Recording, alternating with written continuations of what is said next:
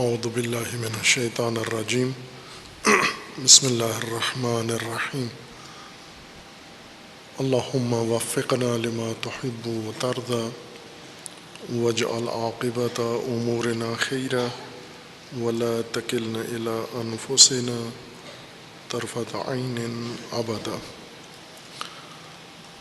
رب ادخلنی مدخل صدق واخرجنی مخرج صدق واجعل لی من لدنک سلطانا نصیرا۔ تفسیر سورہ مبارکہ فاتحہ میں آیہ دوم حق تعالیٰ کا فرمان ہے، ارشاد ہے الحمدللہ رب العالمین۔ بسم اللہ الرحمن الرحیم پہلی آیت کریمہ ہے اور جس کے اندر انسان کو رہنمائی کی گئی ہے، ہدایت کی گئی ہے۔ ہدایت کے منشور کا آغاز بسم اللہ الرحمن الرحیم کو قرار دیا گیا ہے، اللہ کے نام کے ساتھ۔ اللہ جو حاکم ہے انسان کا اور دیگر کائنات کا، جس کے نام سے کائنات کا نظام چل رہا ہے اور چلتا ہے، اسی کے نام سے انسان نے اپنا نظام زندگی چلانا ہے اور قائم رکھنا ہے، اور اس اللہ کا نظام حاکمیت و نظام حکومت جس کے اندر انسان ہے اور جس کے الہ اور حاکم کے نام پر انسان نے زندگی گزارنی ہے، اس کا نظام الوہیت و الہیت وہ رحمانی ہے و رحیمی ہے۔ رحیمی و رحمانی سے مراد بیان ہوئی ہے کہ خلق کی و انسان کی تمام ضروریات جن پر حیات انسانی کا دار و مدار ہے، وہ فراہم کرنے والا الہ ہے انسان کا۔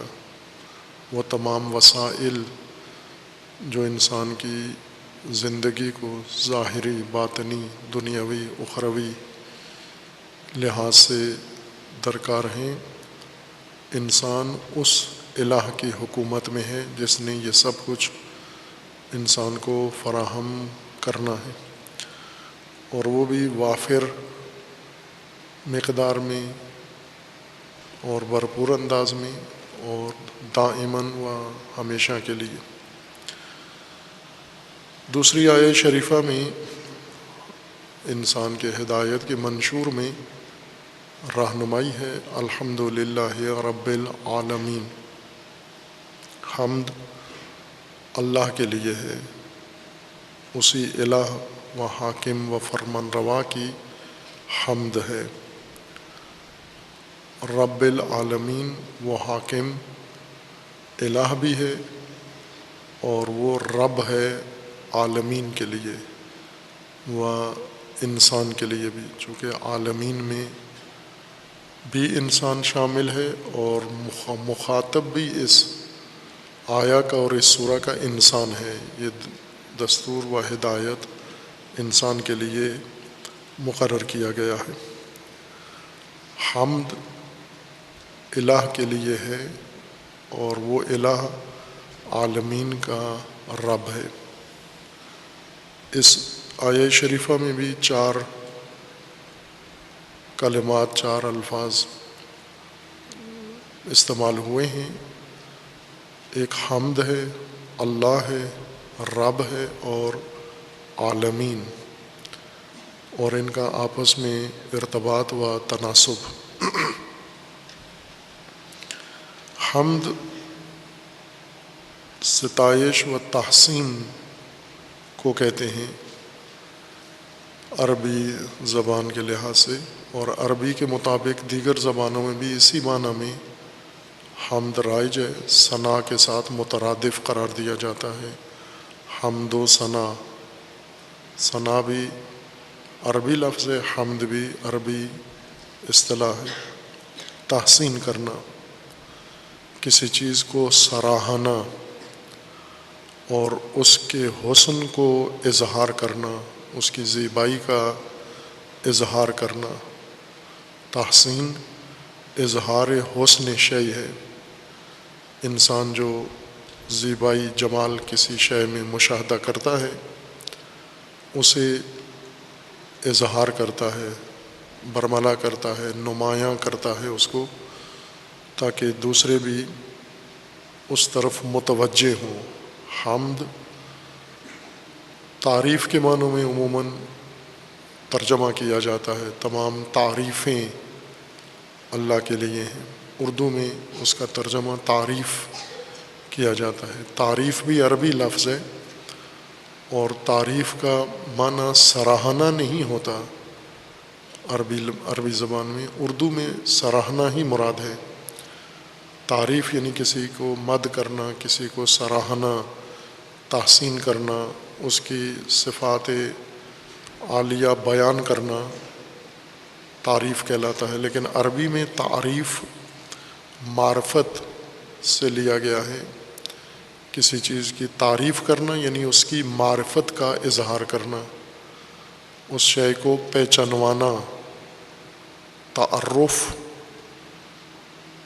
جو پہچانوائی ہے، جو خود شے کرتی ہے یا انسان کرتا ہے۔ تعریف دوسری شے کی پہچان کرانا۔ حمد کا مطلب پہچان کروانا نہیں ہے، حمد کا مطلب تحسین کرنا ہے، نہ تعریف کرنا۔ لیکن اردو میں تعریف سراہنے کے معنی میں ہے، لہٰذا اگر حمد کا ترجمہ تعریف کریں اور تعریف سے مراد اردو معنی مراد نہیں، پھر کسی حد تک قریب بنتا ہے یہ ترجمہ۔ لیکن اگر تعریف سے مراد عربی اصطلاح لیں اور پھر اسے حمد کے ترجمہ کے طور پر استعمال کریں، یہ ترجمہ ناموزوں ہے۔ تعریف کا مطلب ہوتا ہے پہچانوانا، حمد کا مطلب ہوتا ہے تحسین کرنا، سراہنا کسی چیز کو۔ لیکن حمد کے جو قریب دیگر الفاظ ہیں عربی میں استعمال ہوتے ہیں، مدح ہے، حمد ہے، شکر ہے و ثنا۔ مفسرین عموماً الحمدللہ کی تفسیر کے مقام پر اس باس میں داخل ہو جاتے ہیں فوراً کہ حمد اور شکر میں کیا فرق ہے، حمد اور مدح میں کیا فرق ہے، حمد اور ثنا میں کیا فرق ہے۔ پھر اس فرق میں بہت تفصیل میں چلے جاتے ہیں، اتنے گہرائی میں چلے جاتے ہیں کہ حمد کی باس وہاں بند ہو جاتی ہے، ختم ہو جاتی ہے، اور دیگر لغات جن کا فرق حمد سے ذکر کرنا مقصود ہوتا ہے، ساری باس ان کے متعلق ہوتی ہے۔ جیسے شکر کی تفصیل اور مدح کی اور ثنا کی تفصیلات بیان کی جاتی ہیں۔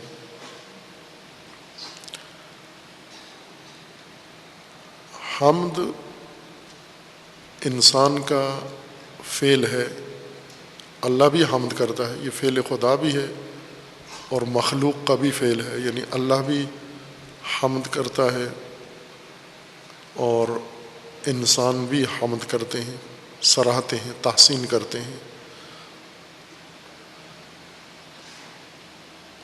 جب کسی شے کے اندر کمالات نمایاں ہوں، مشہود ہوں، اور دوسرا کوئی ان کمالات کو درک کرے، اس شے کے اندر کمالات پنہان نہ ہوں، مخفی نہ ہوں، بلکہ واضح ہوں، قابل مشاہدہ ہوں، قابل احساس ہوں، محسوس کیے جا سکتے ہوں،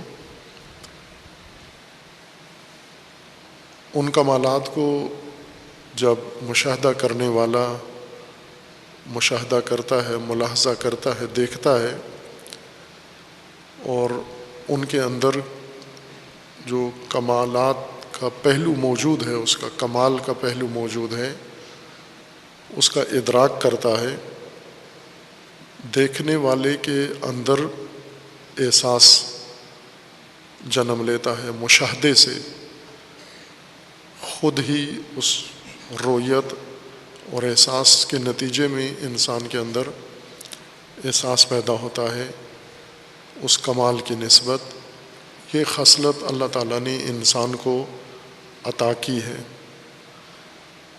دوسری چیزوں کی پہچان کی، بہت ساری چیزیں جو انسان کے اندر اور انسان کے باہر اللہ تعالیٰ نے خلق فرمائی ہیں، ان تمام حقائق کی پہچان اور علم انسان کو اللہ تعالیٰ نے عطا کیا ہے، صلاحیت عطا کی ہے۔ یعنی اگر چاہے ان حقائق کی معرفت حاصل کر سکتا ہے، پہچان کر سکتا ہے، ان کی شناخت کر سکتا ہے، نہ چاہے تو نہیں کرے گا۔ جس طرح سے آدم اول اللہ تعالیٰ نے اپنی حکمت و قدرت سے انسان اول کو جب خلق فرمایا تو پہلا کام حقائق کی تعلیم تھی۔ علامہ آدم الاسماء کلہا، تمام حقائق جو آدم سے و آدمیت سے مربوط تھے، جن کا تعلق تھا، جو ضروری تھے جاننا آدم کے لیے، ان سب کی تعلیم آدم کو دی۔ علامہ آدم الاسماء کلہا، آدم کی اولاد انسان، ابناء آدم، بنی آدم، ان کے لیے بھی یہ اہتمام اللہ تعالیٰ نے کیا ہے۔ تعلیم اسماء کلہا، تمام اسماء حقائق کی تعلیم کا موقع بنی آدم کو بھی اللہ تعالیٰ نے عطا کیا ہے۔ وہ اسماء انسان، وہ حقائق انسان اپنی اندرونی حصوں کے ذریعے سے پہچانتا ہے۔ جیسے 5 حصے انسان کے اندر ظاہری طور پر اور عمومی طور پر موجود ہیں: دیکھنے کی حس، سننے کی حس، چکھنے کی حس اور سونگھنے کی حس ہے، اور لمس کرنے کی حس۔ یہ 5 حصے انسان کے اندر موجود ہیں۔ کچھ حقائق ایسے ہیں جنہیں آنکھوں سے انسان دیکھتا ہے، یہ بھی تعلیم حقائق ہے، معرفت حقائق کا ایک ذریعہ انسان کے پاس دیکھنا اور بینائی ہے۔ دوسرا ذریعہ شنوائی ہے، سماعت ہے۔ کچھ حقائق ایسے ہیں جو دیکھنے میں نہیں آتے، سننے میں آتے ہیں، سماعت سے انسان ان سے آشنا ہوتا ہے، واقف ہوتا ہے۔ تیسری حص چکھنے کی ہے۔ حقائق کی ایک قسم ایسی ہے جو صرف انسان ان کو چکھ کے درک کر سکتا ہے، دیکھ کر اور سن کر نہیں ان کی معرفت حاصل کر سکتا، چونکہ ان کی سنخ اور نوعیت دیکھنے سننے والی یا قابل سماعت و قابل بصارت نہیں ہے۔ چوتھی حص انسان کے اندر سونگھنے کی ہے۔ کچھ حقائق اور ہیں جن کو انسان سونگھ کر اور ان کے بارے میں پہچان کر سکتا ہے کہ یہ کیا چیزیں ہیں۔ اور 5ویں حص ہے لمس، چھونے کی حص۔ چھو کے، لمس کر کے انسان تشخیص دیتا ہے ان حقائق کو، جیسے گرمی ہے، سردی ہے، سختی ہے، نرمی ہے۔ یہ ساری چیزیں انسان لمس کے ذریعے سے احساس کرتا ہے۔ یہ سب حقائق انسان کے لیے ہیں، اور انسان ان حقائق کو سمجھنے کے لیے حواس اس کو عطا کیے گئے ہیں۔ اسی طرح باطنی حواس بھی ہیں، جیسے عقل ہے، خیال ہے، وہم ہے۔ یہ اندرونی باطنی حصے ہیں جن کے ذریعے سے دیگر حقائق کو جو دیکھنے، سننے، چکھنے میں نہیں آتے، سونگھنے میں، ان کو باطنی حواس کے ذریعے سے سمجھتا ہے، درک کرتا ہے۔ جیسے محبت ہے، نفرت ہے، یہ وہ چیزیں ہیں، حقائق جو انسان کو باقاعدہ علم ہے، ان چیزوں کو سمجھتا ہے انسان، لیکن آنکھوں سے نہیں دیکھتا بلکہ اپنے اندرونی حواس کے ذریعے سے ان کو محسوس کرتا ہے، سمجھتا ہے ان حقائق کو۔ ان حقائق میں انسان کی ضروریات بھی ہیں، رحمتیں، وسائل زندگی، ضروریات زندگی، انسان کے ارزاق بھی ہیں، یعنی وہ چیزیں جن پر انسان کے وجود کا، بقا کا دار و مدار ہے، وہ رزق بھی ان حقائق کے اندر شامل ہے۔ لا تعلق حقائق نہیں ہیں، بے فائدہ حقائق نہیں ہیں، جن انسان کو جن حقائق کا آدم کو بتایا گیا ہے، تعلیم دی گئی ہے، یا آدمی کو، بنی آدم کو جن حقائق کی فطری طور پر، طبعی طور پر تعلیم دی گئی ہے، ان حقائق کو سمجھنے کے لیے انسان کو حواس دیے گئے ہیں، ذریعے دیے گئے ہیں، یہ سب انسان کی زندگی سے تعلق رکھنے والی چیزیں ہیں ساری۔ ان حقائق کو جب انسان دیکھتا ہے، سمجھتا ہے، پہچانتا ہے، اور پھر باطنی حواس کے ذریعے، عقل کے ذریعے، اپنے اندرونی فہم کے ذریعے سے یہ تشخیص دیتا ہے کہ یہ سب حقائق ایک تو اللہ نے بنائی ہیں، یہ کائنات حقائق سے بھری ہوئی، حقائق سے اٹی ہوئی یہ کائنات اللہ تعالیٰ نے بنائی ہے، اور ان میں سے ایک بڑا حصہ حقائق کا وہ ہے جن کا انسان کی زندگی سے بہت نزدیک کا اور گہرا تعلق ہے۔ یہ جو کچھ اللہ نے بنایا ہے، مجھ سے، انسان سے اس کا بہت گہرا تعلق ہے۔ جیسے انسان زمین کے اندر دیکھتا ہے بہت ساری چیزیں، اگرچہ بادی النظر میں اسے یہ لا تعلق نظر آتے ہیں، یعنی یہ میری نہیں ہے، مجھ سے مربوط نہیں ہے، یا میرا ان سے کوئی تعلق نہیں ہے، بادی النظر میں یہ انسان کو محسوس ہوتا ہے، لیکن جب غور کرتا ہے، مطالعہ کرتا ہے، پڑھتا ہے، فکر کرتا ہے، تو اس کو ہر چیز اپنی زندگی سے متعلق نظر آتی ہے، اپنی زندگی سے جڑی ہوئی نظر آتی ہے کہ یہ شے میرے زندگی سے کتنی تاثیر رکھتی ہے۔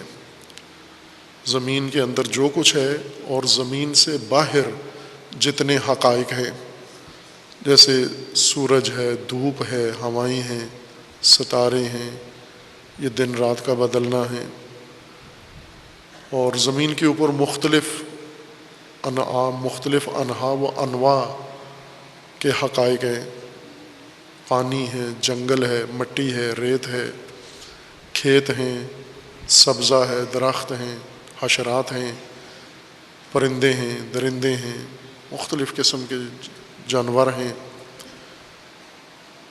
یہ ساری چیزیں انسان دیکھتا ہے کہ میں ایک ایسی جگہ پر خلق ہوا ہوں جس کے اندر حقائق ہیں اتنے تہ بتہ، اور ان کی تاثیر مختلف ہے، ان کی نوعیت مختلف ہے، ان کے اندر جو خاصیت ہے وہ بہت تعجب آور ہے، حیرت ناک ہے، وہ سب میری زندگی سے تعلق ہے۔ میری زندگی سے مراد اپنی انفرادی زندگی نہ، انسان کی زندگی سے، انسانی حیات سے ان حقائق کا بہت گہرا تعلق ہے۔ جس طرح قرآن مجید میں اللہ تعالیٰ نے فرمایا کہ وَلَكُمْ مَا فِي الْأَرْضِ جَمِيعًا، جو کچھ زمین میں ہے وہ تمہارے لیے ہے، یعنی تمہاری زندگی سے ہی مربوط ہے کسی نہ کسی پہلو سے، اور تم اس سے بہرہ مند ہو رہے ہو، تم اس سے استفادہ کر رہے ہو، تمہیں شعور نہیں ہے اس کا کہ یہ حقائق تمہاری زندگی میں کیا تاثیر رکھتے ہیں۔ جب یہ پہچان ہو جاتی ہے انسان کو اور ان حقائق کے اندر موجود خاصیات اور دیکھتا ہے، ان کا کمالات کو دیکھتا ہے، ان کمالات میں ایک پہلو ان کمالات کا، ہر کمال کا یہ پہلو ہے، لیکن بعض کمالات میں نمایاں ہے یہ پہلو، اور وہ ہے ان کا حسن، زیبائی، جمال۔ جو چیز اللہ تعالیٰ نے ایجاد کی ہے وہ قانون الہی کے مطابق خیر ہے، خیر کمال ہے، جس کو ہم اپنی زبان میں کمالات کہتے ہیں۔ قرآن کریم نے اس کو خیر کا عنوان دیا ہے۔ اللہ تعالیٰ نے جو ایجاد کیا ہے، جو چیز بھی ہے وہ خیر ہے، شر نہیں ہے۔ شر اللہ نے پیدا نہیں کیا۔ شر اس چیز کو کہتے ہیں جس میں خیر کا کوئی پہلو نہ ہو۔ خیر نفسی ہے، یعنی ایک شے خیر ہے خود اپنے لیے، اپنی ذات کے لیے، اور ایک خیر کا پہلو نسبی ہے دوسروں کے لیے، انسان کے لیے خیر۔ اپنے لیے ہر چیز خیر ہے، لیکن دوسروں کے لیے بھی، انسان کے لیے بھی یہ چیزیں خیر ہیں، ان کے اندر کمال ہے۔ اور اس کمال کا ایک جلوہ، اس کمال کا ایک ظہور، اس کمال کا ایک پہلو حسن ہے۔ اور انسان کو اللہ تعالیٰ نے جو فہم، ادراک، حصے عطا کی ہیں حقائق کو سمجھنے کی، پہچاننے کی، ان کے اندر حس اس کمال اور حسن کو سمجھنے کی بھی رکھی ہوئی ہے۔ ہم جس چیز کو دیکھتے ہیں، تشخیص دیتے ہیں کہ یہ شے موجود ہے، ساتھ ہی یہ بھی سمجھ جاتے ہیں کہ یہ شے موجود ہے، اس کے اندر یہ خیر، کمال، اور یہ اس کے اندر خوبصورتی بھی موجود ہے۔ درختوں کو آپ دیکھیں تو آپ کو یہ پتہ چلتا ہے کہ درخت، پودے موجود ہیں۔ ان کی موجودیت کے ساتھ ساتھ ان کے اندر جو خوبصورتی ہے وہ بھی ہم سمجھتے ہیں، درک کرتے ہیں، سب سمجھتے ہیں اس خوبصورتی کو، مگر یہ کہ جو انسان حواس کھو بیٹھا ہو، عقل کھو بیٹھا ہو اور ادراک کھو بیٹھا ہو، بیماری کے نتیجے میں، کسی آفت کے نتیجے میں یہ عارضہ انسان پر طاری ہو جاتا ہے کہ اپنی عقل کھو بیٹھتا ہے، حس کھو بیٹھتا ہے، تشخیص نہیں دے سکتا۔ اس وقت یہ نہیں دعویٰ کر سکتے کہ اس کو تشخیص ہے کہ یہ پودا ہے اور یہ خوبصورت پودا ہے۔ پودے کی ہر چیز میں ایک خوبصورتی کا پہلو ہے۔ پتا ہے اس کا، اس پتے کی اپنی خوبصورتی ہے، پتے کا پودے کے اوپر اگنا اس میں ایک خوبصورتی ہے، اور پودے کے ساتھ پھل کا لگنا یہ ایک اور خوبصورتی ہے۔ پھل کے اندر جو تاثیر ہے اور جو نظام ہے اس کی ایک اپنی خوبصورتی ہے۔ لیکن انسان جہاں یہ صلاحیت رکھتا ہے تمام حقائق کو پہچاننے کی، سمجھنے کی، اور اسے آگاہی کی صلاحیت رکھتا ہے، ساتھ ہی انسان کے اندر اور دیگر حصے بھی موجود ہیں۔ اگر یہ ایک ہی حص ہوتی کہ انسان دیگر حقائق کو دیکھ سکتا ہے، انہیں سمجھ سکتا ہے، ان کے اندر کمال و خیر اور خوبصورتی کو پہچان سکتا ہے، اگر صرف اتنا ہوتا تو ہر انسان کمال درجہ کا موحد ہوتا، عبد خدا ہوتا، اگر صرف یہی ہوتا۔ لیکن انسان کے اندر اس کے علاوہ بھی دیگر حصے موجود ہیں۔ وہ احساس اس حصے کے احساس پر اثر چھوڑتے ہیں۔ مثلا ہم جب حقائق زمین اور حقائق اپنے اطراف دیکھتے ہیں، ان کے اندر خوبصورتی دیکھتے ہیں، اس خوبصورتی کے علاوہ ہم اس میں اپنا فائدہ دیکھتے ہیں، چونکہ ہمارے اندر یہ بھی احساس ہے کہ یہ شے میرے استعمال میں آنی ہے، اس کو میں نے حاصل کرنا ہے، اس کو میں نے اپنانا ہے اور اپنی تحویل میں، اپنی ملکیت میں لے آنا ہے اور اسے استفادہ کرنا ہے۔ جیسے کھانے کی چیزیں ہیں، جتنی کھانے کی چیزیں طبعی طور پر زمین سے اگتی ہیں، یہ سب نہایت خوبصورت چیزیں ہیں، حد درجہ خوبصورتی ہے ان کے اندر، لیکن انسان کے اندر جو حس ہے ان اشیاء پر قبضہ کرنے کی اور انہیں کھانے کی اور انہیں ہڑپ کرنے کی، وہ مہلت نہیں دیتی ان کی خوبصورتی کو دیکھنے کے لیے، ان کے حسن کو جانچنے کے لیے مہلت نہیں دیتی ہمیں۔ جیسے جانور کے لیے یہ زمین معرفت کی کتاب نہیں ہے، انسان کے لیے زمین، اللہ تعالیٰ نے معرفت کے لیے زمین و آسمان پیدا کیے اور انسان کو حکم دیا ہے کہ ان کی پہچان کرو، ان کی معرفت حاصل کرو۔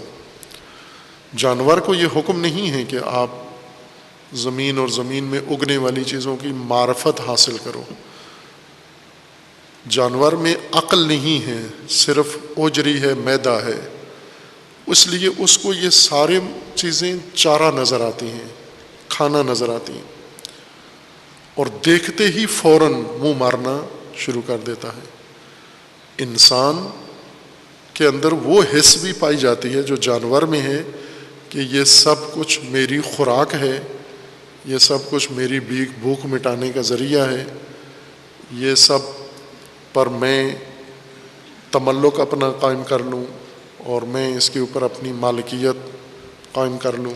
یہ انسان میں ہے، جانور میں نہیں ہے۔ جانور کھانا کھاتا ہے، چارہ اس کو سمجھتا ہے اور چر جاتا ہے، بغیر اس کے کہ یہ دیکھے کہ جو کچھ میں کھا رہا ہوں اس کی بناوٹ، اس کے اندر سجاوٹ، اس کی خوبصورتی، اس کا حسن، اس کی ترکیب کیا ہے۔ جانور اس پر معمور نہیں ہے، یا ایک لحاظ سے کہیں کہ ممنوع ہے اس کے لیے۔ اگر جانوروں میں یہ احساس پیدا ہو جائے کہ ان حقائق کو سمجھ کے پھر کھائیں تو اکثر جانور بھوکے مر جائیں گے، چونکہ وہ جب ان حقائق کے پاس جائیں گے، ان پودوں کے پاس جن کو وہ چرتے کھاتے ہیں، تو ان کے حسن میں محو ہو جائیں گے، کھانا بھول جائیں گے۔ انسان میں یہ حیوانی وصف موجود ہے، طبعی، کہ ان اشیاء کے اندر انسان کا مفاد بھی ہے، فائدہ بھی ہے، لہٰذا ان اشیاء کو دیکھ کر اغلب اوقات انسان ان کے مشاہدے، ان کی پہچان، ان کی معرفت بھول جاتا ہے، اور جانور کی طرح چراگاہ سمجھ کر، چارہ سمجھ کر فوراً ان کو چر جاتا ہے۔ روزمرہ جو چیزیں ہم استعمال میں لاتے ہیں، ایک تو ہماری اپنی مصنوعات ہیں، جیسے کپڑے ہیں، یہ ہم نے طبعی طور پر اگنے والی چیزوں سے بنا کر داغا، اس سے کپڑا بنایا، پھر اسے پہنتے ہیں، اور اس کا حسن ہمیں نظر آتا ہے، اس کے ذریعے اپنا حسن بھی بڑھاتے ہیں، بناؤ سنگار کرتے ہیں مصنوعات کے ذریعے سے، اور جو خود ہم نے بنوائی ہیں چیزیں وہ حسین نظر آتی ہیں۔ مثلا جوتا جب آپ خریدتے ہیں تو خوبصورتی بھی ساتھ مد نظر ہوتی ہے، بلکہ مفاد سے زیادہ، فائدے سے زیادہ خوبصورتی کی طرف توجہ ہوتی ہے۔ آپ جب بازار میں لباس کے لیے جاتے ہیں یا لباس بنواتے ہیں اپنا، تو لباس کے فائدے سے زیادہ لباس کی خوبصورتی اور کپڑے کی خوبصورتی کو ترجیح کے طور پر ہم رکھتے ہیں۔ لیکن جو طبعی طور پر اللہ نے ہمارے لیے اشیاء بنائی ہیں، اگائی ہیں، زمین اگاتی ہے، ان کے اندر ان مصنوعات سے زیادہ خوبصورتی ہے، لباس اور جوتے سے زیادہ خوبصورتی، زیورات سے زیادہ خوبصورتی، جو ڈرائنگ ڈیزائن ہم بناتے ہیں، اپنے گھروں کو آرائش کرتے ہیں، اس سے کہیں زیادہ زیبائی اس طبیعت میں، نیچر کے اندر موجود ہے۔ ان حقائق اشیاء کے اندر موجود ہیں۔ آپ کوئی ایک سنگریزہ اٹھا کے لے کے اس میں غور کریں، اس کی ترکیب، اس کی بناوٹ، تو اس کا حسن آپ کے گھر سے ایک سنگ راہ کو اٹھا لیں جو پتھر راستے میں پڑے ہوتے ہیں، اور اس کے اندر اگر غور کریں اور اس کے حسن کو پہچانیں اگر، تو وہ آپ کے مصنوعی چیزوں سے زیادہ حسین نکلے گا وہ۔ لیکن ہمیں جو مفاد پرستی ہے، فوائد ہماری آنکھوں کے آگے آ جاتے ہیں، پردہ بن جاتے ہیں، اور ہمیں حقائق کے اندر موجود کمالات، خیر اور حسن دیکھنے نہیں دیتے۔ اکا دکا افراد ہیں جو مفادات سے بالاتر ہو جاتے ہیں، مفادات کو نہیں نظر میں رکھتے بلکہ معرفت کی آنکھ سے اشیاء کو دیکھتے ہیں۔ جیسے مصور ہیں، نقاش، یہ صلاحیت نقاشی کی، ویسے تو رنگ بکھیرنے کی تو انسان سیکھ سکتا ہے، تعلیم حاصل کر لیتا ہے، کسی اسکول اکیڈمی میں کسی استاد کے پاس تصویر بنانے کی مہارت حاصل کر لیتا ہے۔ یہ نہیں ہے نقاشی۔ نقاشی ایک اندرونی صلاحیت ہے، فطری چیز ہے جو انسان کے اندر پیدا ہوتی ہے۔ جیسے شاعری ہے، شاعری انسان پڑھ کے، ادبیات کی کتابیں پڑھ کے کچھ نہ کچھ معلومات حاصل کر کے شعر کے متعلق معلومات لے سکتا ہے اور بے ڈنگے شعر لکھنے کے قابل ہو جاتا ہے۔ لیکن وہ شعر جن کے اندر انسان کسی حقیقت کا حسن منتقل کرتا ہے، وہ شاعری پڑھنے پڑھانے سے، سیکھنے سے حاصل نہیں ہوتی، وہ اندر انسان کے فطرت کے اندر موجود ہوتی ہے۔ ایسے لوگ نقاش ہیں، مصور ہیں۔ یہ مثلاً آپ تصویریں دیکھتے ہیں، کیلا رکھا ہوا، کیلے کا پورا گچھا رکھا ہوا، اور وہ کھا نہیں رہا ہے، اس کی تصویر بنا رہا ہے، اور ہم دیکھتے ہیں تو ہمارے منہ میں پانی آ جاتا ہے کہ اس پر بھی تعجب ہوتا ہے کہ کیلا رکھ کے کھا کیوں نہیں رہا، کیلا رکھ کے یہ تصویر بنانے میں مصروف ہے۔ یا تربوز اس نے رکھا ہوا ہے اور اس کی تصویر نقاشی بنا رہا ہے۔ وہ اگر ہمیں موقع دے تو چھری لے کے فوراً تربوز کاٹ کے اور آنن فانن اس کو کچرے میں اور فضلے میں تبدیل کر دیں ہم، لیکن نقاش اس کے اندر اس کے حسن میں محو ہوا ہے، اس کی رنگت پہ، اس کی ترکیب پہ، اس کے خد و خال پہ، اس کی شکل پہ، اس کی بناوٹ پہ۔ وہ چونکہ جانور کے طور پر اس کو چارہ سمجھ کے نہیں دیکھ رہا، بلکہ ایک حقیقت شناس کے طور پر اس حقیقت کو سمجھنے میں محو ہے کہ یہ بنا کیسے ہے، اس کے اندر خوبصورتی کتنی ہے، یہ اس کے اندر کھو جاتا ہے۔ عام چیزیں جو فصلوں کے اندر ہمیں نظر آتی ہیں، سبزیاں، پھل، دن رات ہم کھاتے جاتے ہیں اور کچرا بناتے ہیں اس کا، یہ سب حقائق نہایت درجہ خوبصورت و زیبا ہیں۔ اور یہ زیبائی کیا چیز ہے؟ یہ زیبائی ان کا کمال ہے، ان کے اندر موجود اوصاف کمالیاں ہیں جو نمایاں ہوتی ہیں دیکھنے والوں کے لیے۔ کمالات کبھی دیکھنے والوں کے لیے نمایاں ہوتے ہیں اور کبھی پنہان ہوتے ہیں دیکھنے والوں کے ساتھ۔ ویسے کوئی کمال کبھی پنہان نہیں ہوتا، ہر کمال نمایاں ہوتا ہے، لیکن دیکھنے والوں کی نسبت بعض کمالات پنہان ہوتے ہیں، بعض نمایاں ہوتے ہیں۔ یہی کمالات جب دیکھنے والوں کے لیے اپنے آپ کو ظاہر کرتے ہیں، اپنا جلوہ ان کو دکھاتے ہیں، ان کمالات کے مشاہدہ سے دیکھنے والا اگر باشعور ہو انسان، دیکھ کر اس کا اثر اس مشاہدے کا اس کے وجود میں پڑتا ہے، اس کے ذہن میں اور دل میں آتا ہے، اور وہ احساس ہے تحسین کا۔ تحسین یعنی اظہار حسن شے،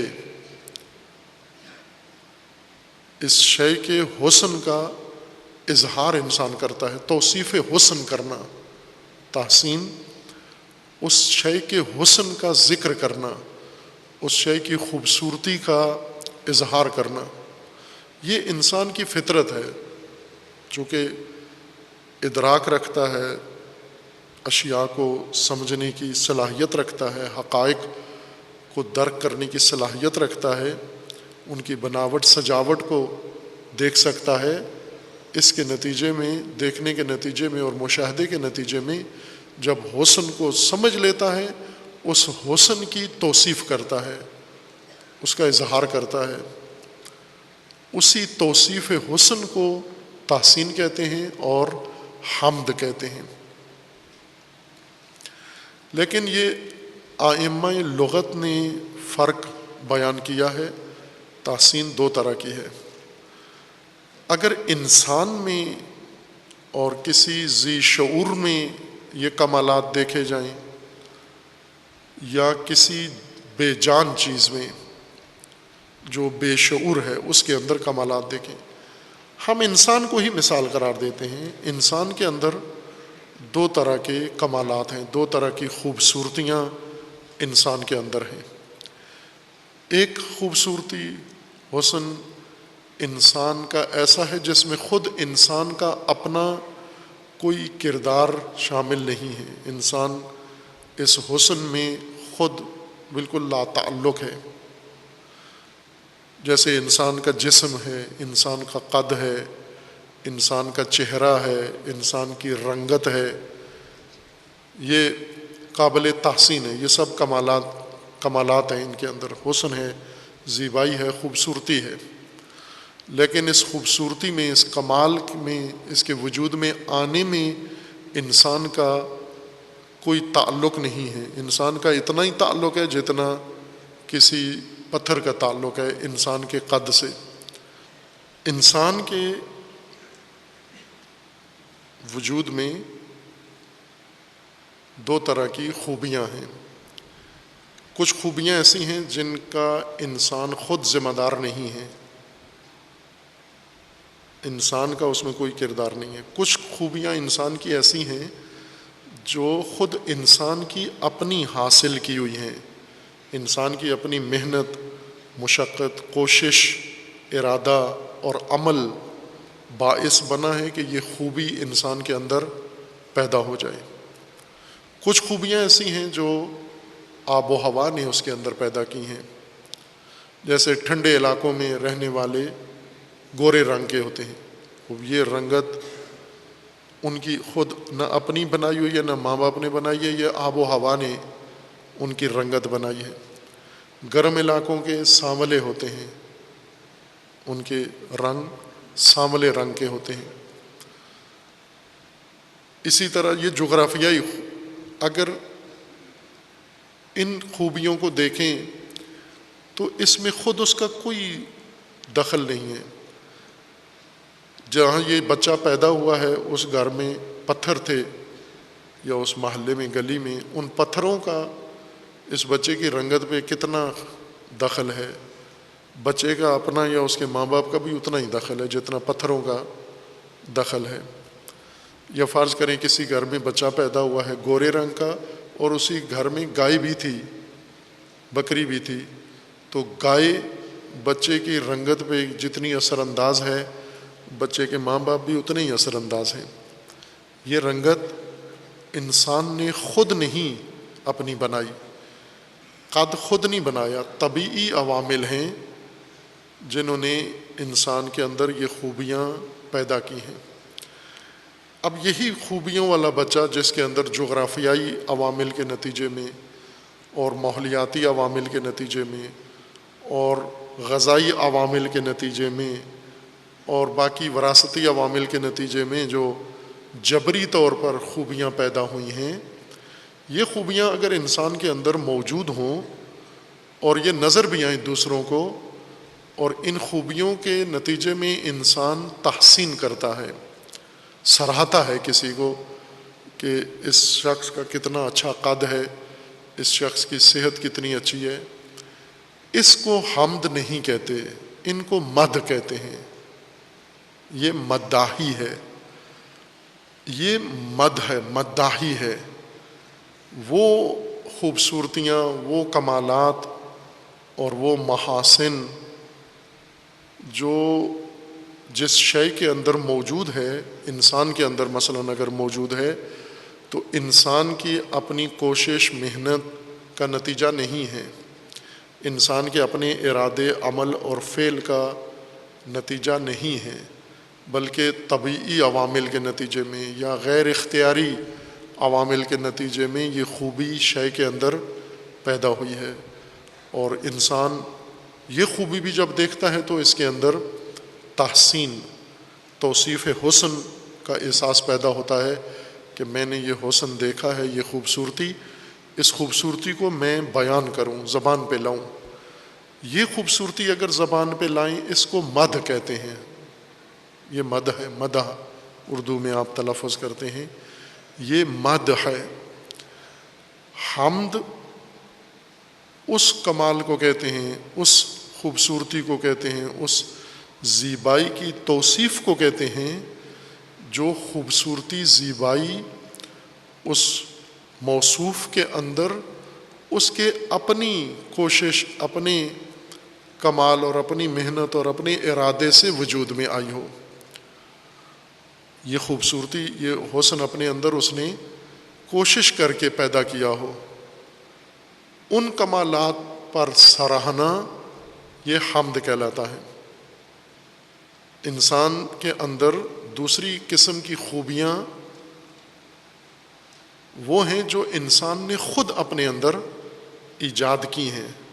مثلاً ایک انسان ہے عالم، علم ہے اس کے اندر، اور اتنا نمایاں علم ہے، خوبصورت علم ہے، انسان جب اس کا علم محسوس کرتا ہے، جب وہ گفتگو کرتا ہے، بات کرتا ہے، اس کی بات کے اندر یہ علمیت انسان کو محسوس ہوتی ہے، تو اس کمال کو درک کرنے کے بعد بھی انسان کے اندر تحسین کا جذبہ اور تحسین کا احساس پیدا ہوتا ہے۔ اس کو حمد کہتے ہیں۔ حمد اختیاری کمالات پر تعریف یا توصیف کو کہتے ہیں۔ غیر اختیاری کمالات ان کے بارے میں بھی احساس ضرور پیدا ہوتا ہے تحسین کا، لیکن اسے مدح کہتے ہیں، اسے حمد نہیں کہتے۔ ان چیزوں کی مدح کی جاتی ہے۔ ہم عموماً اردو میں جا بجا لفظ استعمال کرتے ہیں، عربی سے الفاظ لے کے اردو بنائی ہے، پھر فرق ملحوظ نہیں رکھا اور ان کو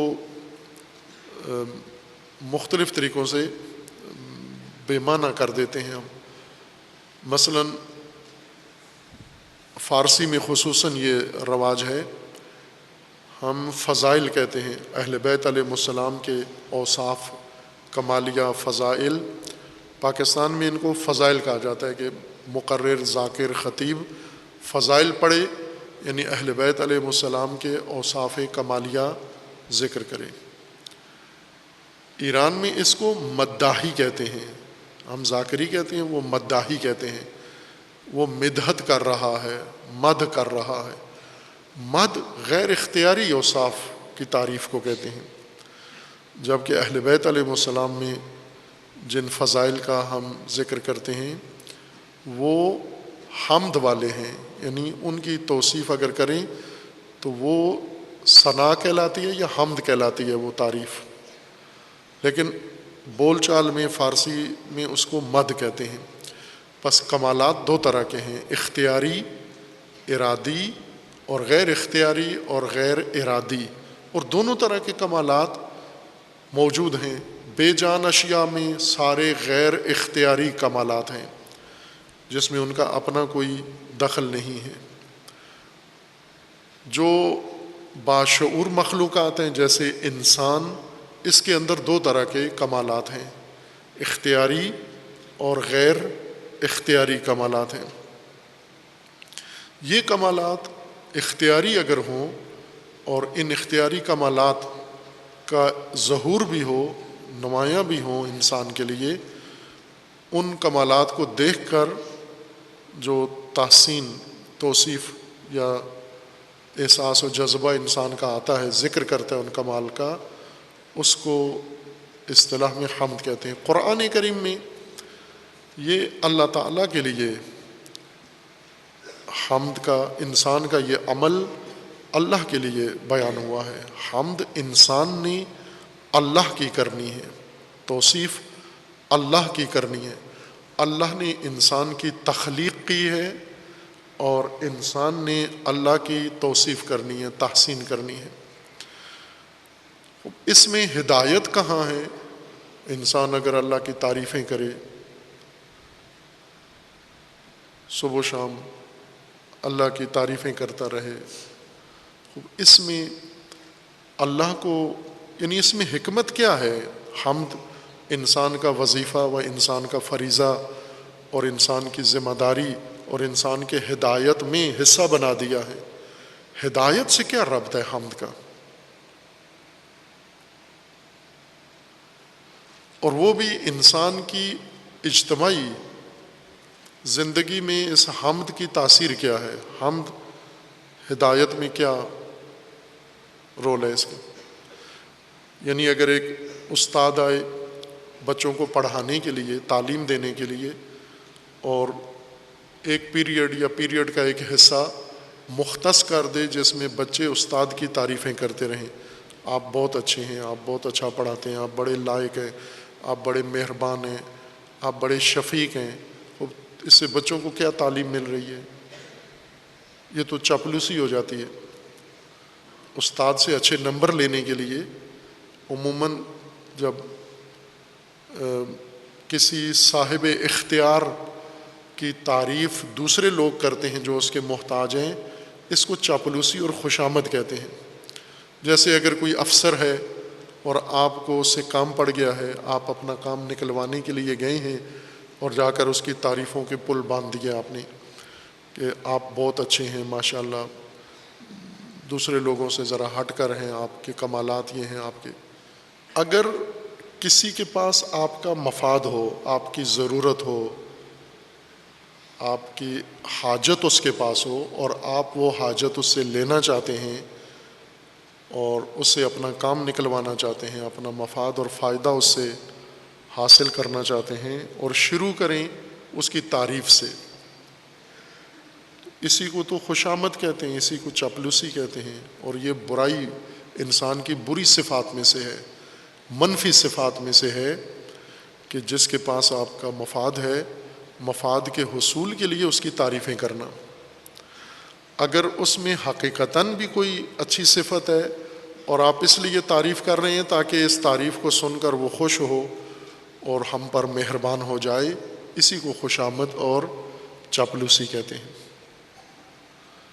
اور یہی شخص اگر فارغ ہو جائے اس ذمہ داری سے تو پھر اسے سلام تک نہیں کرتے، اس کے سلام کا جواب بھی نہیں دیتے۔ کل تک جس کی تعریفوں کے پل باندھے ہوئے تھے، آج نہ اس سے سلام لیتے ہیں نہ اس کے سلام کا جواب دیتے ہیں۔ یہ ہدایت نہیں ہے، نہ تعلیم ہے۔ یہ اللہ نے انسان کے لیے ہدایت کا منشور مرتب کیا قرآن کریم، اور اس کا آغاز سورہ فاتحہ سے کیا ہے، اور اس سورہ فاتحہ میں آغاز اللہ کی الوہیت اور رحمانیت اور رحیمیت سے ہوا ہے کہ نظام حکومت اللہ رحمانی و رحیمی ہے، اور فوراً بات کو پہنچا دیا حمد پر کہ انسان کہے الحمدللہ رب العالمین۔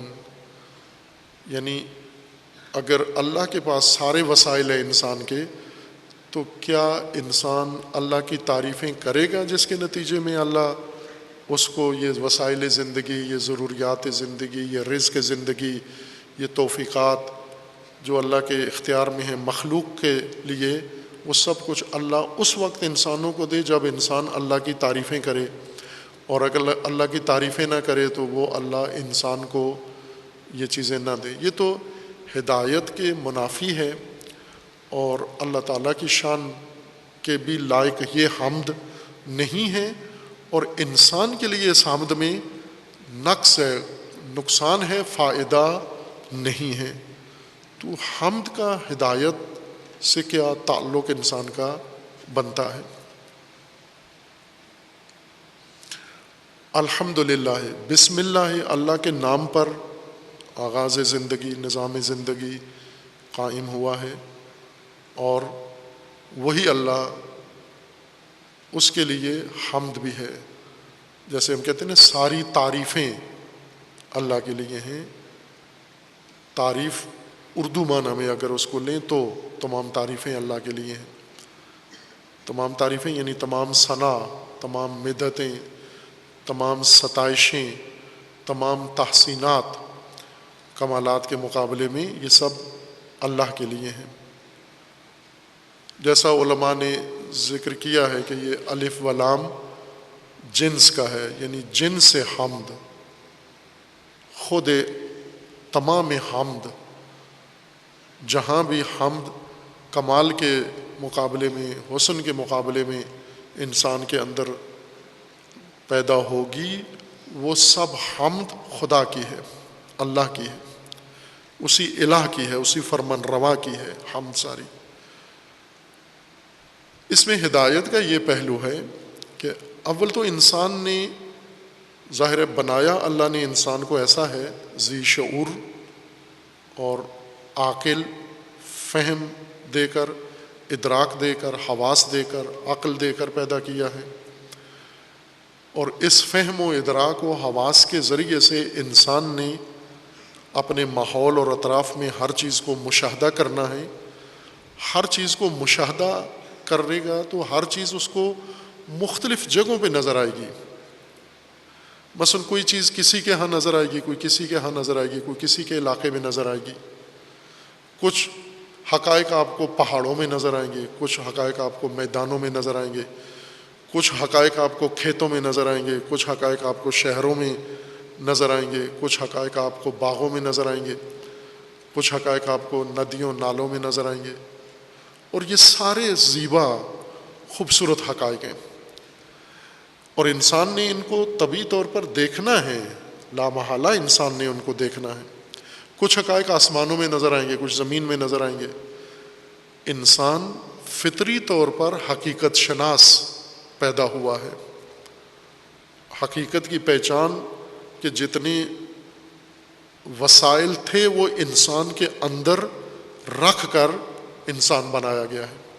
جیسے یہ کیمرے ہیں، یہ میڈیا کیمرے ہیں، یہ سیکیورٹی کیمرے ہیں، یہ کیمرہ بنایا ہی اسی لیے گیا ہے کہ تصویر لے۔ اس کیمرے کا کام گرمی سردی کا ٹیمپریچر لینا نہیں ہے، اس کیمرے کا کام آوازیں محفوظ کرنا نہیں ہے، اس کیمرے کا کام اس کے سامنے آنے والی تصاویر، حرکات و سکنات ثبت کرنا ہے۔ لہٰذا جب یہ کیمرہ ٹھیک ہوگا، آن ہوگا، چل رہا ہوگا، تو اس کا ایک ہی کام ہے کہ تصویریں لے۔ تصویر لینے کے علاوہ دوسرا کوئی کام اس کا نہیں ہے، اگر کیمرہ وین بھی حواس والا ہو تو۔ قم میں درس ہمارا ایک وہ طالب علم ریکارڈنگ کرتا تھا، وہ ابھی موجود ہیں، ادھر جامعہ میں ہی موجود ہیں وہ بزرگوار۔ یہ انہوں نے ٹیپ ریکارڈر لیا ہوا تھا، کیسٹ روزانہ لے کر آتے تھے، باوضو ہو کر جب درس شروع ہوتا تھا تو اس کیمرہ مین کی طرح وہ آ کے ممبر کے قریب اور کرسی درس کے قریب آ کے بڑے سلیقے سے بیٹھتے تھے، اور دوسرے تمام شرکائے درس کو کنٹرول کرتے تھے کہ آپ نے کوئی کھانسنا نہیں ہے، آواز نہیں نکالنی، چونکہ درس میں ریکارڈنگ ہو رہی ہے۔ لیکن وہ ٹیپ ریکارڈر کا ریکارڈنگ کا بٹن دبانا بھول جاتے تھے۔ وہ درس جب ختم ہوتا تھا تو مجھے کہتے تھے آغا صاحب معذرت، آج کوئی چیز ریکارڈ نہیں ہوئی ہے، میں بٹن دبانا بھول گیا تھا، آپ دوبارہ درس پڑھائیں۔ اب وہ ایک ہماری مشکل تھی کہ دوبارہ تکرار کرنا مشکل ہوتا تھا۔ تو اس طرح ابھی یہ دروس جو آپ کے پاس ہیں کچھ نہیں ریکارڈ ہوئے، یہ ان کی حکمت کا نتیجہ ہے کہ وہ بٹن دبانا ہی بھول جاتے تھے۔ اب یہ کیمرہ بنایا گیا ہے تصویر لینے کے لیے۔ اگر یہ آن کیا ہوا ہے تو اس کا کام فقط تصویر لینا ہے۔ انسان بھی اسی طرح بنایا ہے اللہ نے، لیکن انسان کو آپریٹر نہیں چاہیے۔ کیمرہ ایک مشین ہے، صنعتی چیز ہے، اس کو چلانے کے لیے ایک انسانی آپریٹر چاہیے، ایک اور فرد چاہیے جو اس کے سسٹم کو چلائے۔ اللہ نے انسان کے اندر یہی کیمرے والی خصوصیت رکھی ہے کہ اس کا کام بھی تصویریں دیکھنا لینا ہے۔ آپریٹر نہیں چاہیے، آپریٹر خود انسان خود ہے، جس کے اندر یہ سسٹم ہے وہ خود آپریٹر ہے۔ یہ ساری تصویریں دیکھنا انسان کے اندر یہ صلاحیت رکھی، اور نہ چاہتے ہوئے بھی اس نے دیکھنا ہے یہ سب کچھ۔ اور جن حقائق کو اس نے دیکھنا ہے وہ حد درجہ خوبصورت حقائق ہیں، ان کی خوبصورتی توصیف سے باہر ہے۔ یہ جو ان انسانوں نے جن کو دیکھنا ہے، ان کو دیکھیں گے کہاں؟ ظاہر ہے ہر حقیقت کو ایک خاص جغرافیے میں انسان دیکھتا ہے۔ مثلا کچھ چیزیں پاکستان میں انسان دیکھتا ہے، کچھ چیزیں افغانستان میں دیکھتا ہے، جیسے یہ جغرافیائی تقسیم ہو چکی ہے۔ کچھ حقائق، زیبائیں، خوبصورتیاں ہندوستان میں دیکھتا ہے۔ ہندوستان بہت ہی خوبصورت ملک ہے، بہت ہی خوبصورت، یعنی جتنا حسن ہندوستان کے اندر ہے اتنا شاید پوری دنیا میں یکجا کسی جگہ نہیں ہے۔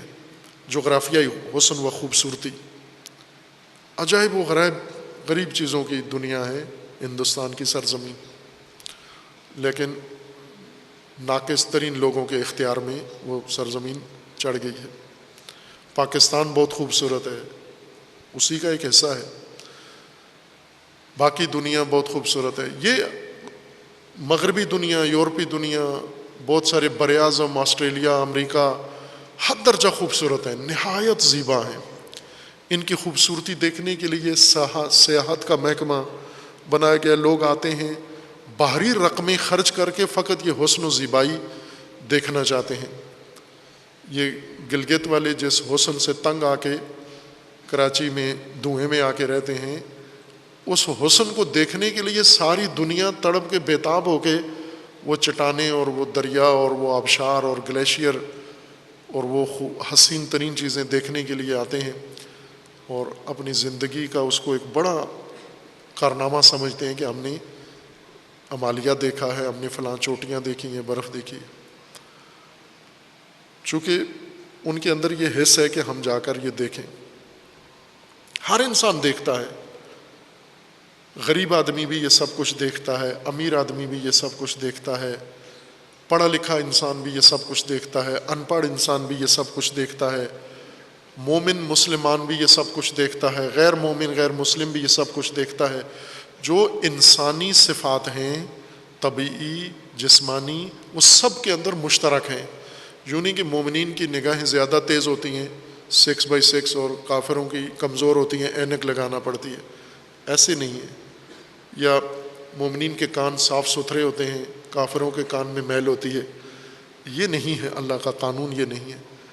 تمام انسانی خصوصیات ساری انسانوں میں ناس میں مشترکاً موجود ہیں، لیکن فرق یہ پڑتا ہے کہ انسان جو چیز جہاں دیکھتا ہے اور اس چیز کے اندر حسن و خوبی اور کمال دیکھتا ہے، جب اس حسن کو تجزیہ کرتا ہے، اس کو تحلیل کرتا ہے، یہاں خطا کر جاتا ہے۔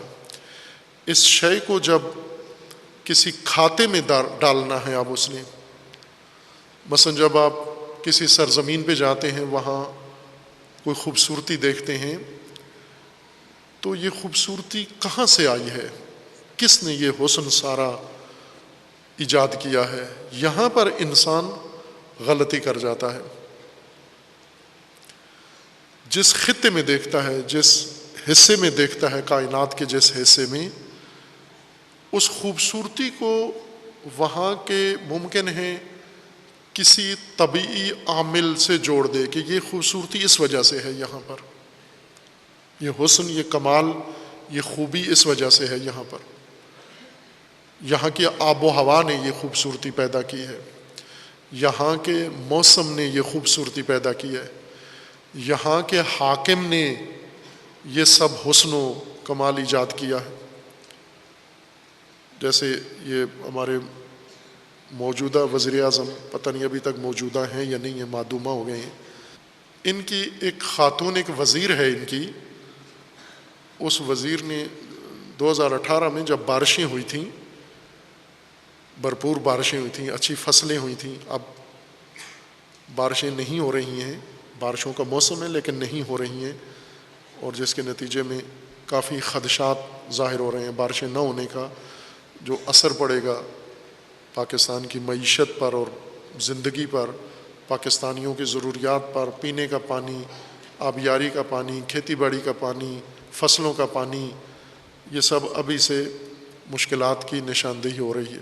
اس وقت کثرت سے بارشیں ہوئی تھیں، تو وہ محترمہ وزیر صاحبہ یا وزیرہ صاحبہ نے یہ باقاعدہ پریس میں یہ بیان دیا تھا کہ یہ بارشیں جو کثرت سے ہو رہی ہیں پاکستان میں، یہ کریڈٹ، وہ موسمیات کی وزیر ہیں، تو انہوں نے کہا یہ کریڈٹ وزیر اعظم کو جاتا ہے، پاکستان کے وزیر اعظم صاحب کو جاتا ہے کہ ان کی وجہ سے یہ بارشیں ہو رہی ہیں.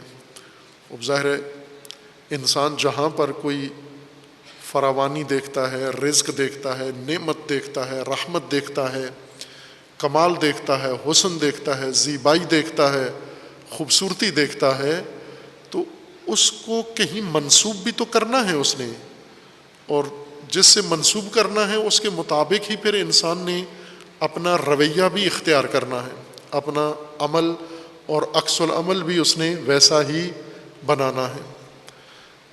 ان نعمتوں کو، ان حقائق کو دیکھ کر، ان حقائق کے اندر خوبیاں دیکھ کر، ان حقائق کے اندر حسن و زیبائی دیکھ کر یہ ممکن ہے، ممکن نہیں بلکہ ہو رہا ہے کہ یہ سب کچھ انسان منسوب کر دے یا طبیعی عوامل کے ساتھ یا انسانی آلہہ، حکمران، حاکم، سردار، نواب، وڈیرے، یہ سب یہ کہے کہ یہ ان کی برکت سے ہے. آپ نے یہ جملہ کثرت سے سنا ہوا ہے، فلاں کی برکت سے یہ ہو رہا ہے. ایک جگہ ہماری برکت بھی لوگوں نے بیان کیا کہ آپ کی برکت سے یہاں کیا ہوا ہے. سندھ کا ایک شہر ہے حالہ، قدیمی شہر ہے، بڑا خوبصورت شہر ہے، اور وہاں پر گئے ہم گرمیوں میں. 52 درجہ ٹیمپریچر تھا، 52 درجہ، باقاعدہ جو تھرمومیٹر تھا وہ 52 درجے کی گرمی بتا رہا تھا، اور لوگ بے ہوش ہو کے گر رہے تھے ہمارے سامنے. ایک دو بزرگ میں نے خود دیکھے، وہ چلتے چلتے گرمی کی شدت سے گر گئے. تو وہاں کے ایک مومن ہمارے پاس آئے اور کہنے لگے کہ جی آغا صاحب آپ کی برکت سے آج موسم بہت اچھا ہے. یہ تو ہم نے کہا اگر یہ ہماری برکت سے ہو رہا ہے تو پھر تو بڑی بری برکت ہے. یہ تو اتنا عذاب، ٹیمپریچر 52 درجے کی گرمی، یہ انہوں نے کہا یہ آپ کی برکت سے ہو رہا. اب اپنی طرف سے وہ کوئی تعریفی جملہ کہنا چاہ رہے تھے تو یہ برکت ادھر منسوب کر دی. ہر جگہ آپ کو انسانوں کی برکتیں بیان میں نظر آتی ہیں. یہ کس کے ذریعے ہو رہا ہے، یہ کس نے کیا ہے، کس کی برکت سے یہ سب کچھ ہے. یہ آپ صبح و شام مشاہدہ کر رہے ہیں، سن بھی رہے ہیں.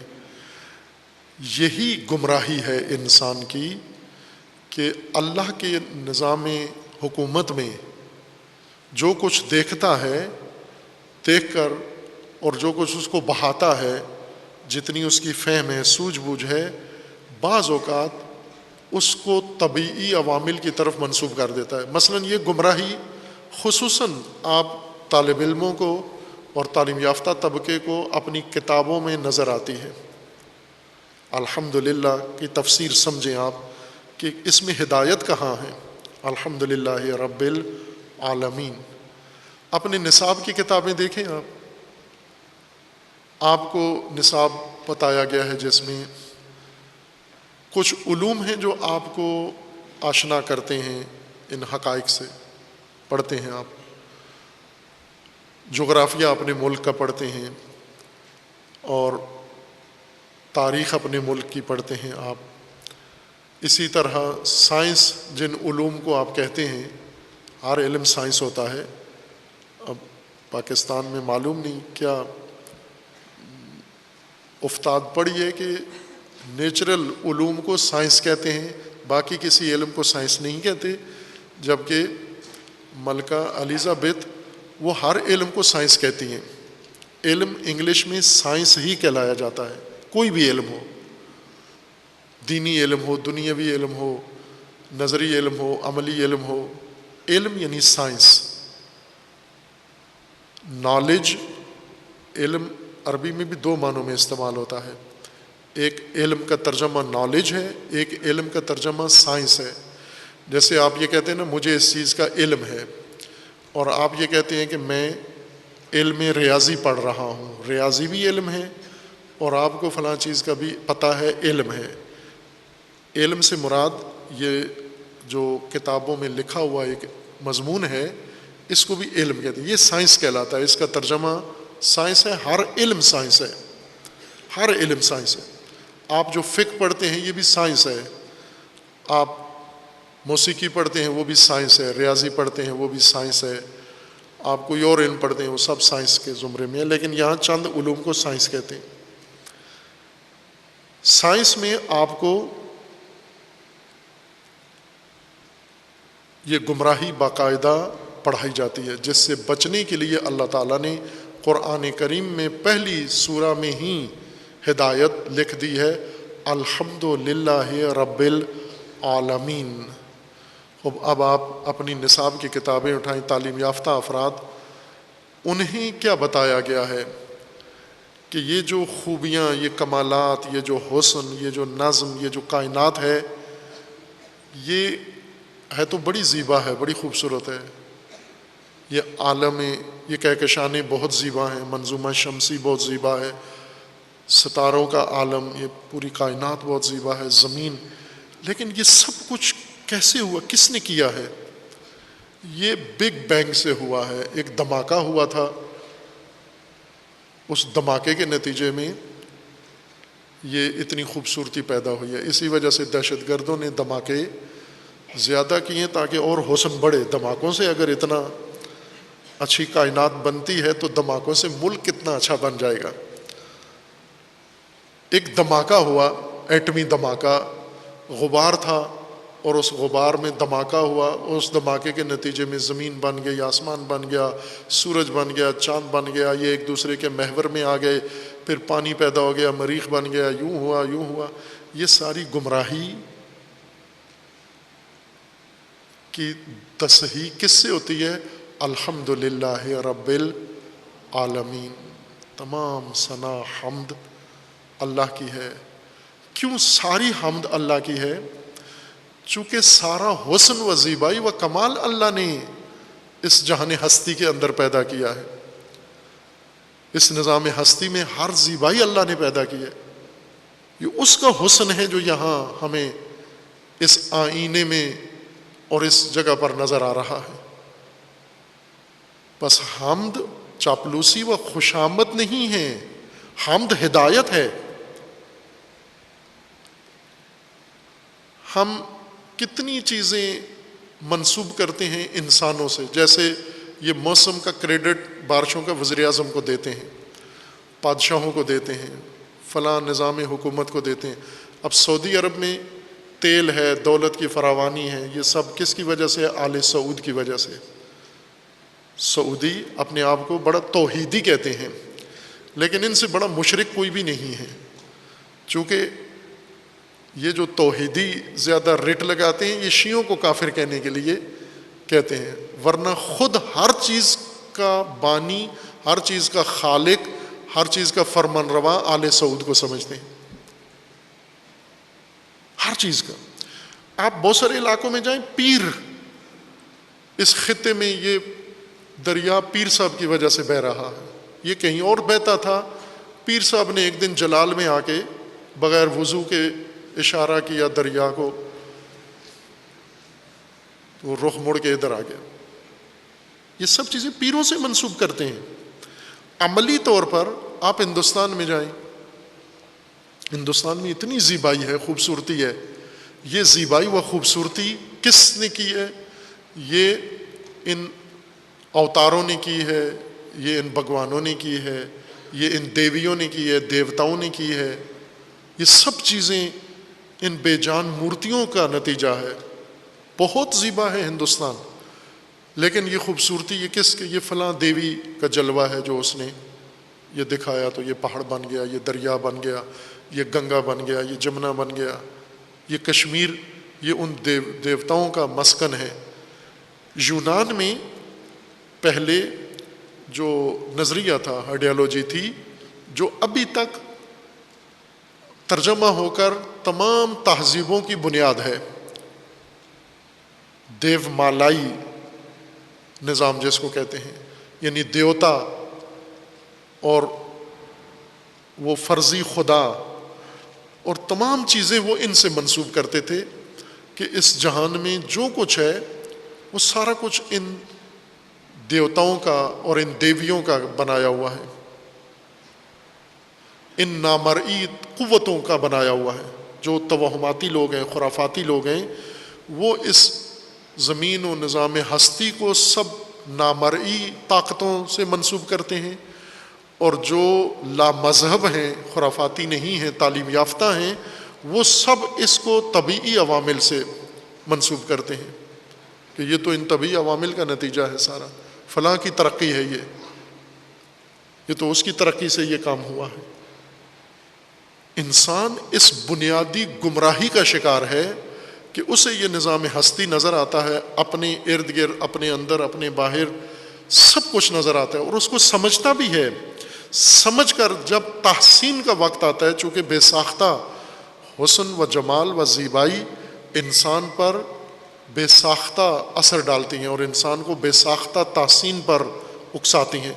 انسان کی بناوٹ اس طرح سے ہے کہ بے ساختہ تعریف، تحسین انسان کی زبان سے نکلتی ہے. لیکن کس کی؟ جب ہم گاڑیاں دیکھتے ہیں، خوبصورت گاڑیاں، تحسین کرتے ہیں فیکٹری کی، انجینئر کی. ابھی کتنے لوگ آتے ہیں، یہ مسجد ہے، دیکھتے ہیں، بہت سراہتے ہیں اس مسجد کو. ابھی نامکمل ہے، اس کی تزئینات نہیں ہوئی ہیں، لیکن اپنی اسی نامکمل ڈھانچے میں بہت زیبا ہے، بہت خوبصورت ہے. اور سب آ کر پہلا پوچھتے ہیں اس کا ڈیزائنر کون تھا، کس نے ڈیزائن کیا ہے. یعنی ایک حسن نظر آیا ہے، اس حسن کی توصیف بھی انہوں نے کر دی ہے، حمد بھی کر دی ہے، لیکن اب انہیں یہ پتہ نہیں ہے کس کی حمد کریں، یہ مسجد کس نے بنائی ہے، ڈیزائن کی ہے، تاکہ ہم اس کی تعریف کریں. یہی تو سارے انسان کر رہے ہیں. جہاں جو نظر آتا ہے طبیعت میں، ان کو زندگی میں، انسان کی پوری زندگی میں، اس کی جب نسبت دیتا ہے، توصیف کرتا ہے، کس کو اس کا عامل سمجھتا ہے؟ حمد علامت ہے. حمد جو بے ساختہ اظہار و احساس ہے، یہ نشانی ہے انسان کے اعتقاد و ایمان اور فہم کی کہ کس کو اس جہان کا حاکم، فرمان روا، اور کس کو اس جہان کا خالق و مالک مانتا ہے. مؤثر، تاثیر کس کی سمجھتا ہے. اس لیے ہدایت کے اس منشور میں جب تم نے اللہ کے نام پر زندگی گزارنی ہے، چونکہ اللہ کے نام پر کائنات چل رہی ہے، نظام اللہ کے نام پہ چلنا ہے، اللہ کے ناموں نے نظام چلانا ہے، تو آپ بھی اللہ کے نام کے ساتھ متمسک ہو کر زندگی گزاریں گے. تو اس میں آپ جس نظام میں ہو، جس دھرتی پہ ہو، جس جگہ پر ہو، اس میں جو آپ کو نظر آ رہا ہے، دکھ رہا ہے، ادراک کرتے ہو، حواس دیے گئے ہیں، عقل دی گئی ہے، شعور دیا گیا ہے، تو یہ سب کا سب جو نظر آتا ہے اتنا حسین زیبا، یہ کس کا ہے سب بنا ہوا؟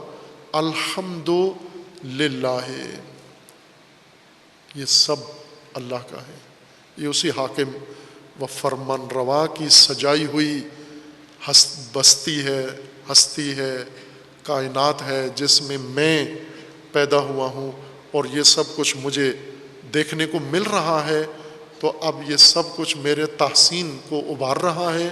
تو تحسین کس کے لیے نکلنی چاہیے؟ جس نے یہ سارا باغ سجایا ہے، وہ حاکم، وہ اللہ، وہ پروردگار. اللہ کی ذات ہے، وہ حاکم اللہ کی ذات ہے۔ یہی تو ہدایت کا پہلا قدم ہے، ورنہ آپ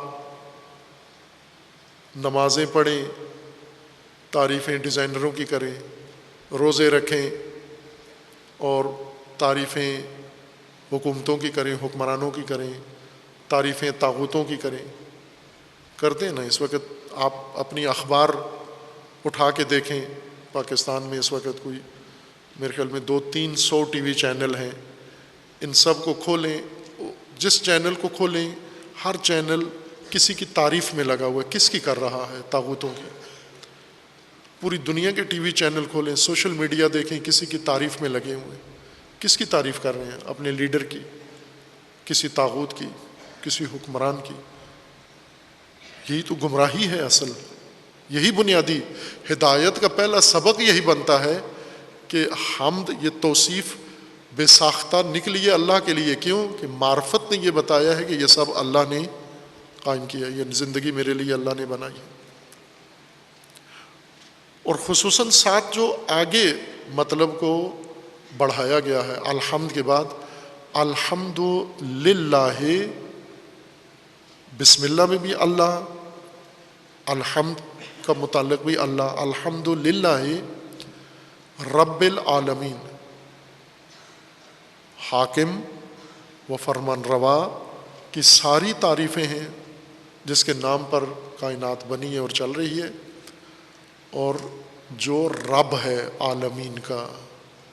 حمد میں یہ دونوں خصوصیتیں اخذ کی گئی ہیں، یعنی حمد کی دلیل، حمد کی وجہ یہ دو چیزیں ہیں، ایک اللہ کی الوہیت، حاکمیت، اور دوسرا ربوبیت، عالمین کی نسبت ربوبیت۔ یہ دونوں انسان کو حمد کرواتی ہیں۔ اگر یہ حمد بے ساختہ کائنات میں زندگی گزار کر ہر قدم پر بے ساختہ حمد اللہ کی نکلی ہے، سمجھو ہدایت پر ہو۔ ابھی تک تو یہ دیکھیں نا کہ ابھی تک ہماری زندگی میں کبھی یہ کام ہوا ہے؟ ہم نے کوئی کمال دنیا میں دیکھا ہے؟ دیکھ کے پھر توصیف کی ہے، بے ساختہ اس کی تعریف کی ہے، جس ماحول میں پیدا ہوئے ہیں، جس ماحول میں پلے بڑے ہیں، جس ماحول میں آئے ہیں۔ امام حسین علیہ السلام پیدا ہوئے، پیدا ہو کے آنکھ کھولی، دیکھا، آنکھ کھولنے کے بعد نگاہ کس پہ پڑی؟ ماں پہ نگاہ پڑی، بابا پہ نگاہ پڑی، نانا پہ نگاہ پڑی، مدینہ پہ نگاہ پڑی، حکومت پہ نگاہ پڑی۔ سب کو دیکھ کر امام حسین علیہ السلام نے کیا تجزیہ کیا؟ ماں کا شکریہ ادا کیا، نانا کا کیا، بابا کا کیا؟ نہ، اللہ کا۔ دعائے عرفہ پڑھیں، الحمد للہ، الحمد للہ الذی، حمد ہے اس خدا کی جس نے میرے لیے یہ سب، میرے لیے اس نے، یہ ماں اللہ کی ایک نعمت ہے میرے لیے، یہ بابا یہ اللہ کی نعمت ہے میرے لیے، یہ نانا اللہ کی نعمت ہے میرے لیے، یہ حکومت اللہ کی نعمت ہے میرے لیے، یعنی یہ سب کچھ تو اللہ نے کائنات میرے لیے سجائی ہے۔ تو اب کس کا توصیف کس کی نکلے؟ الحمدللہ۔ ہم آنکھ کھولتے ہیں، ہم بھی تو کسی سرزمین پہ آنکھ کھولتے ہیں اور وہاں یہ ساری چیزیں دیکھتے ہیں، ہمارے تحسین کس کے لیے ابھرتی ہے؟ ہمیں ابا نے پڑھایا ہے، ہمیں امی نے پڑھایا ہے، ہمیں نانا نے پڑھایا، ہمیں تایا نے پڑھایا ہے، بھول کے کبھی بیچ میں اللہ کا نام آیا ہے کہ یہ سب وسیلے ہیں، یہ تایا اور ماما یہ سب اللہ نے بنائے ہیں، اور حمد اللہ کی ہے جس نے یہ اسباب میرے لیے فراہم کیے ہیں۔ بس ہمیں ہدایت پر چڑھنے کے لیے ایک سفر ضروری ہے، معرفت کا، ادراک کا و شعور کا۔ وہ معرفت جو ہمیں یہاں لے آئے اس نقطے پر بے ساختہ زندگی کے ہر قدم اور ہر نگاہ پہ ہم سے جملہ ادا ہو، الحمدللہ رب العالمین۔ ابھی تو حمد ہے کسی جگہ وزیر اعظم کی، کسی جگہ کسی افسر کی، کسی جگہ کمشنر کی، کسی جگہ پولیس کی، کسی جگہ فوج کی، کسی جگہ سردار کی، کسی جگہ نواب کی، کسی جگہ خان کی، کسی جگہ فلاں مدیر کی، کسی جگہ فلاں کی، کسی پیر کی. ابھی تو ساری زبانوں پر حمد، تعریفیں، لوگوں کی زبانوں پر لوگوں کی تعریفیں ہیں. کس زبان پر اللہ کی تعریف ہے؟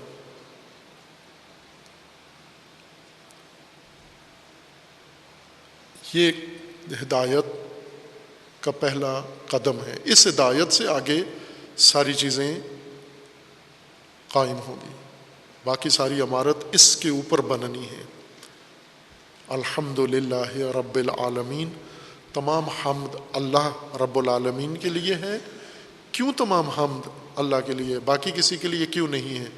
چونکہ حمد اس اختیاری حسن، اختیاری فعل کے اندر موجود حسن پر ہوتی ہے، اور اختیاری حسن اس کائنات میں سارا اللہ کا ہے، غیر اللہ کا کوئی حسن نہیں ہے. غیر اللہ میں بھی اگر کوئی نظر آتا ہے تو وہ بھی اللہ کا ہے حسن سارا. اس لیے یہ سب حمد اللہ کی ہے. اور یہ بے ساختگی حمد میں، تحسین میں ہماری ہدایت کی نشانی ہے. ہم پڑھ رہے ہیں، پڑھ کے کتنا پڑھ چکے ہیں، کس درجے پر ہیں؟ ابھی حمد کے درجے پر، حامد کے درجے پر نہیں پہنچے. آپ نے پڑھا، پرائمری پڑھ لیا، مڈل پڑھ لیا، میٹرک کر لیا، انٹر کر لیا، گریجویشن کر لیا، ماسٹر کر لیا، پی ایچ ڈی، ڈاکٹر، حجت الاسلام، آیت اللہ، مرجع تقلید سب بن گئے، لیکن ابھی مقام حمد والی ہدایت حاصل نہیں ہوئی. حامد نہیں بنے ابھی. اور ایک اور بڑا گہرا راز ہے اس حامد کے اندر، جو خود قرآن مجید نے حمد کے بارے میں رہنمائی کی ہے، کہ انسان اگر اس معرفت حمدی پر پہنچ جائے، اس حمد کے مقام پر آ جائے، فائز ہو جائے، پھر آگے انسان کے لیے بہت اعلیٰ درجہ ہے. وہ بعد میں انشاءاللہ بیان ہوگا. وصلی اللہ علی محمد وآلہ طیبین.